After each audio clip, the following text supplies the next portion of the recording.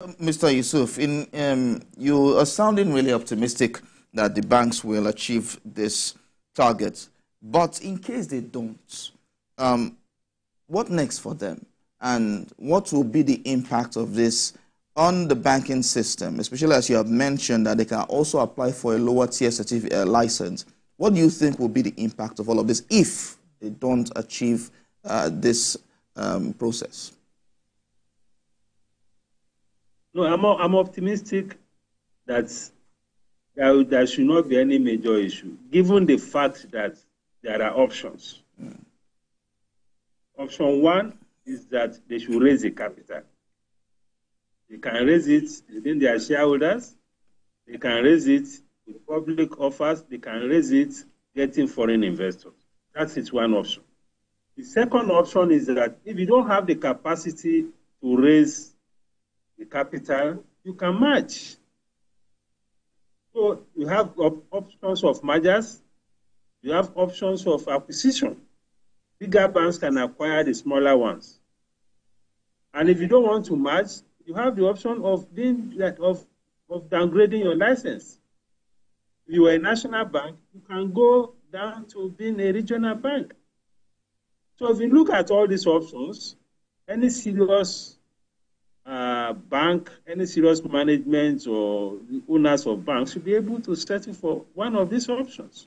Okay. So the options are there. It's not as challenging as what we had in 2005 under Soludo, where all of them were put in the same bucket, and where we had almost a stampede, where banks had to move from 2 billion capitalization to 25 billion. Mm-hmm. That created a lot of chaos. And many banks went under, many depositors lost money, a lot of employees lost their jobs. This is not likely to happen this time around. First, with the time frame. Second, with the options that are available.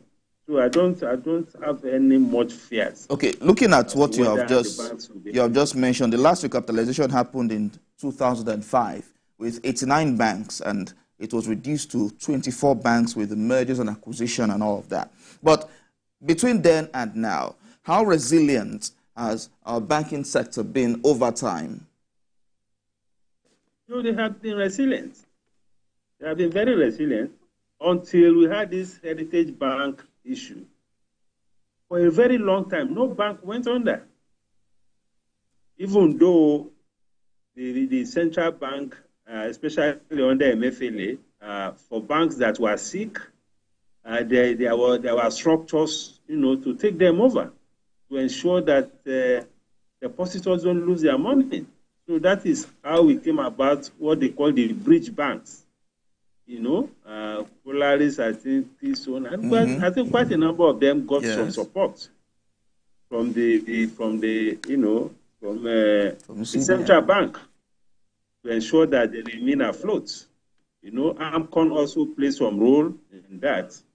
So for a long time, we didn't have any issue with banks going under because of the intervention of the bank. And if you look at all the financial stability ratios of the banks, capital adequacy, non-performing loan ratios, all those ratios are they are not looking bad at all. They are not looking bad.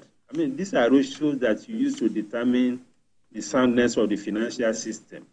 So for many of the banks, those ratios are also still very good.